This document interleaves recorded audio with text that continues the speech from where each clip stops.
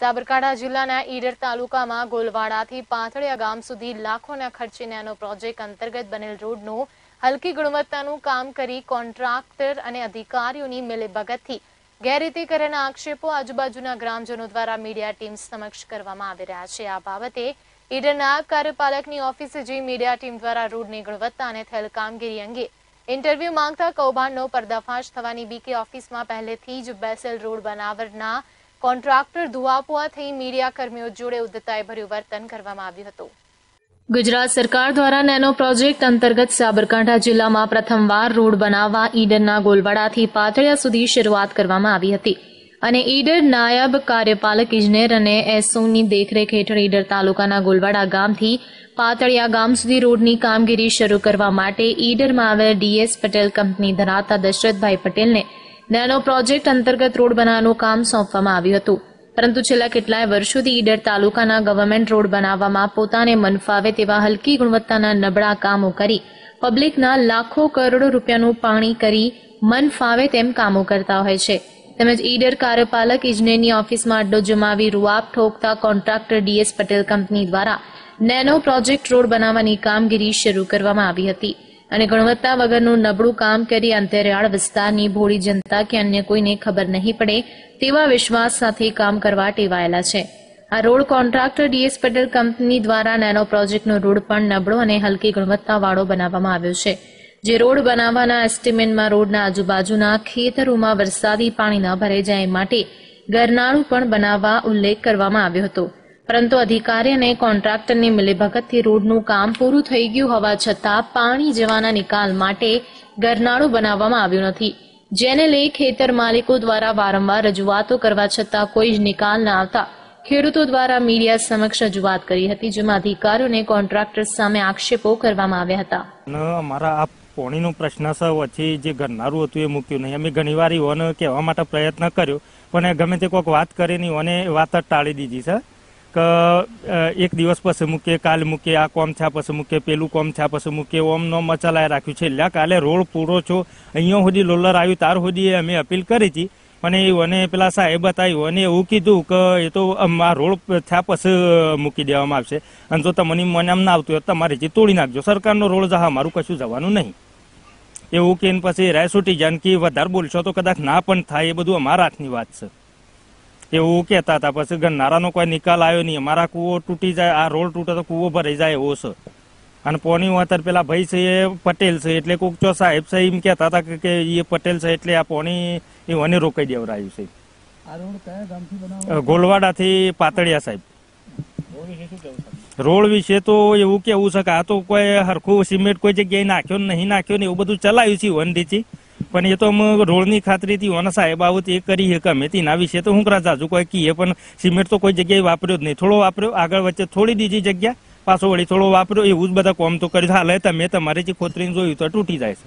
આ કાયમ માટે સાહેબ વર્ષોથી પાણી હોય જતું હતું અને આજે ગરનાળું મેકવાનું કીધું કે આજ સુધી અમારો ટલ્લો ભરીને જ વાતો રાખી કે કપસી નાખીએ, માટી કોમ કરીએ એવા જ પ્રશ્નોના જવાબ આલી અને છેલ્લે આજે રોડ પાકો કરીને આ માણસો જતા રહે સાહેબ। ગરનાળું ના મેક્યું, રાત્યો રાજ મેં કહી જાય એવું કઈ કઈ વસન આલીને જૂઠો વસન આલીને જતા રહ્યા, કીધું અમારું ગરનાળું ના હોય ના મેકો તો મારા કુવા મેં કુવો તો ભરાય કે મારો એવું એમ કીધું હતું સાહેબ ને। થઈને જ કાસો રસ્તો હતો પોણી સર્વે ની અંદર કાહ જ હતું, પોણી અથે નીકળતું જ હતું, લગભગ 15 થી 16 વર્ષથી આ કાસો રસ્તો બન્યો તેંજાળાનું પોણી હોય જ જતું હતું। કોન્ટ્રાક્ટર એમ કહેતા હતા કે માટી કોમ થવા જાવ, પછી રાતો રાતે અમે ગરનાળું નાખ્યું, કપસી લાયા, સિમેન્ટ લાઈન ઘર અમારે નાખ્યો કે થોડા દામ કરી જશે, કપસી નાખી રહ્યા કીધું શેમ સાહેબ કપસી નાખી દે એ કે તો પછી હા પાકો કપસી નાખ્યા પછી સિમેન્ટ નાખ્યા પછી રાતો રાત ગરનાળું ગલાઈ જશે, તમારે ચિંતા કરવાની નહીં। ખેડૂત ના આમાં એક સાઈડ ખેડૂત છે ને જે બધું ખેડૂત નો પ્રશ્ન એક બાજુનો ખેડૂત બીજી સાઈડ નો ખેડૂત ખરો ને ડાબી બાજુનો સાઈડ નો છે એ ખેડૂત ના પડે છે પાઇપ નાખવાનું, એને કહે પેલાના ખેતર પડે મારા ખેતરમાં ના વાગ્યો, એક તરફી નિર્ણય કર્યો નથી, પણ આ બાજુનો ખેડૂત એવું કે તો મુશ્કેલ લઈ જાય કામની અંદર રોડનું કામ અટકી પડતું અને બંને ખેડૂત સમાધાનથી પાઇપ નખાય, એટલે જો ખેડૂત તૈયાર થાય તો કાલે જ કામ ચાલુ કરાવી દેવડાવું। હું પાતળિયા ગામનો વતની છું અને આ ગામમાં રોડ બનાવવામાં આવ્યો છે સાહેબ. એ રોડ એની ક્વોન્ટિટી ખરી ને એ બહુ હલકી વાપરવામાં આવી છે. અને અહીંયા આગળ રોડ જે બનાવ્યો છે એમાં એલ આકાર પાડવામાં આવ્યો છે, તો ભયંકર એક્સિડન્ટ થાય એવું છે સાહેબ. તો આની સમસ્યા દૂર કરવી. કોઈ ડિલિવરીવાળાને લઈને જતો હતો, હવે બ્રેક મારવામાં આવે, ખેંચીને બ્રેક મારવામાં આવે તો ગાડી પલટી થઈ જાય એવું છે. અને કોઈ ગાડી મોટી નીકળી શકાય એવું નથી. અમારે બસની સુવિધા કરવી તો બસ કઈ રીતે લાવવી એનો મોટો પ્રોબ્લેમ છે.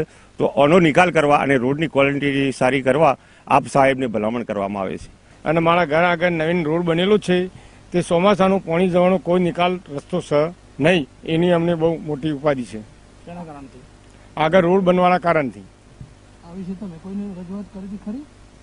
હા, એટલે સરપંચશ્રીને તો ભલામણ કરે જ છે.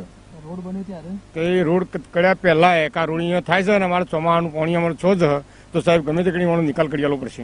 વારંવાર આવા ગુણવત્તા વગરના નબળા રોડના કામો ડીએસ પટેલ કંપની દ્વારા કરવામાં આવતા હોવા છતાં એજન્સીને જ કેમ કામ આપવામાં આવે છે, તેમજ અધિકારી દ્વારા કેમ કોઈ તપાસ કરવામાં આવતી નથી? એક મોટો સવાલ ઉભો અહીં થઈ રહ્યો છે. અને કોની રહેમ નજર હેઠળ આટલું મોટું કૌભાંડ ચાલી રહ્યું છે, તો હવે આવનારા દિવસોમાં જ ખબર પડશે.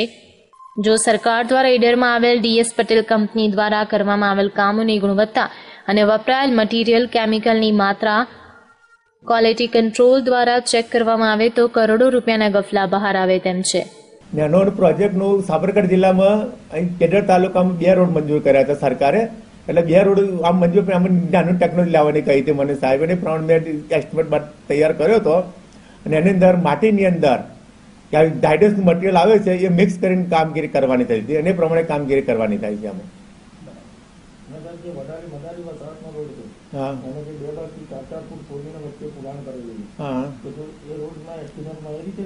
એટલે સાઈડની ગટર કરવા માટે કરેલું છે. પાણી ગટર કરવા માટે કરેલું છે. અને 30% કરાવી નાખ્યું. વધારે એવું હશે તો નજીક હશે તો કરાવી લેવડાવીશું. પ્રફુલ બારોટ સાથે લાઈવ ગુજરાત ન્યૂઝ, સાબરકાંઠા.